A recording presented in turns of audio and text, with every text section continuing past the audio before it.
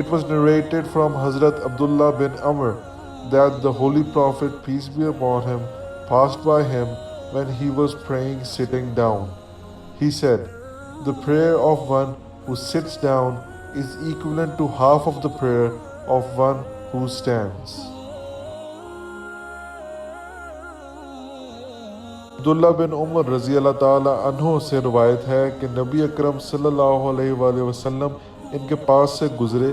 اس وقت وہ بیٹھ کر نماز پڑھ رہے تھے، تو آپ صلی اللہ علیہ وآلہ وسلم نے فرمایا، بیٹھ کر نماز پڑھنے والے کی نماز کھڑے ہو کر پڑھنے والے کی نماز کے مقابلے میں ثواب میں آدھی ہے۔